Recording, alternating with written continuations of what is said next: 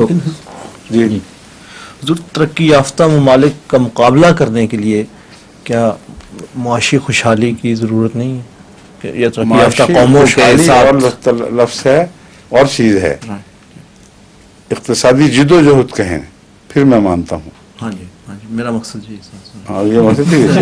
الفاظ کا ہاں فرق پڑ جاتا ہے. جی سر. خوشحالی سے تصور یہ ہے کہ تن آسان قوم ہو گئی ہے, شوشل کر رہی ہے, جی معیار زندگی بلند ہو گیا ہے. میرا وہ مقصد نہیں. خوشحالی عموماً اسی کو کہتے ہیں. لیکن اقتصادی جد و جہد ہاں جی غریبانہ حالت میں بھی ہو سکتی ہے. جی اپنے روزمرہ کے رہن سہن کو سادہ رکھتے ہوئے اور اس میں عیاشی کی پہلو داخل کیے بغیر جو اقتصادی جد و جہد ہے وہ قوم کی بقا کے لیے زیادہ مفید ہے. اور وہی تجارتی قومیں بالآخر اوپر آئی ہیں, انہوں نے قبضہ کر لیا ہے قوم و اموال پر, جن کا روزمرہ کا رہن سہن سادہ تھا اور کمائی کا سلیقہ زیادہ تھا, محنت زیادہ کرتی تھی.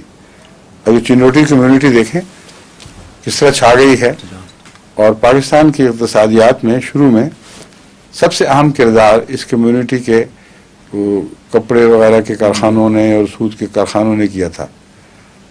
بہت بڑا سہارا تھا. اور اسی قسم کے وہ لوگ ہیں, بعض قومیں تھیں, بعض ذاتیں تھیں جن کی روایتیں یہ بن چکی تھیں کہ کماؤ زیادہ اور خرچ کم سے کم کرو. تو وہ جو کمائی ہے وہ دراصل ہیو اور ہیو ناٹس پیدا نہیں کرتی. یہ بھی ایک دھوکہ ہے, کیونکہ وہ جو کماتے ہیں اور اقتصادی چینلز میں دوبارہ ان روپاؤں کو اس مال کو بھیج دیتے ہیں, داخل کر دیتے ہیں, اس سرکولیشن سے قوم خوشحال ہو رہی ہوتی ہے. اور بعض ان کے نوکر ان سے زیادہ اچھی زندگی بسر کر رہے ہوتے ہیں, کیونکہ ان کے لیے وہ پیسہ ان کا نہیں ہے, وہ امانت کی طرح ہی ہے. جیسے بینک کا مینیجر ہو, کروڑوں اس کے بینک میں ہو, اس کو کیا ایسے.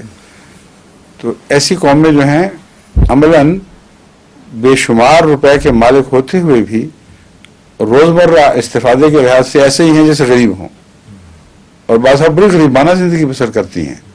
کلکتے میں جو سیٹھ ان کے ہوا کرتے تھے, ہمارے باجانجی دوستوں نے ان کے واقعات سنائے. انور سب کالوں ایک زمانے میں کلکتے کے امیر رہے ہیں, تو بڑے دلچسپ واقعات ہیں, وہ تفصیل نہیں بیان کرنا چاہتا, مگر یہ پتہ چلتا ہے کہ لکھ پتی ہونے کے باوجود اتنی سادہ زندگی اور اتنی کفایت کی زندگی تھی کہ کبھی بہت ہی زیادہ عیش و عشرت کا دل چاہا تو 2 آنے کے خربوزے لے لیے کہ آج ہم پھل کھائیں گے. یہاں تک بعض خاندان, سب نہیں, میں نے دیکھے وہاں بہت اچھا کھانے والے بھی تھے. بعض لوگ تو ان میں ایسے ہیں جو روزمرہ کے کھانے میں بڑا اچھا معیار رکھتے ہیں, مگر باقی سب رہن سہن میں بہت غریبانہ. تو میں اس لیے کہہ رہا ہوں کہ غلط فہمی نہ کوئی پیدا ہو جائے, مگر 1-2 خاندان ایسے بھی تھے جن کے متعلق انہوں نے لطیفہ سنایا تھا کہ اچھے بھلے کھاتے پیتے لکھ پتی, لیکن پھل بھی نہیں کھاتے اس خیال سے کہ پیسہ خرچ نہ ہو.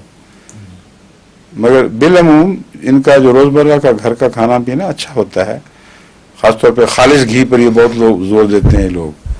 اگر کہیں اور نہ ملتا ہو تو چنوٹیوں گھر سے مل جائے گا. لیکن یہ ہے کہ اس کے باوجود سادگی غالب ہے, کفایت غالب ہے. سمجھ گئے؟ یہ جدوجہد ہے جو ضروری ہے.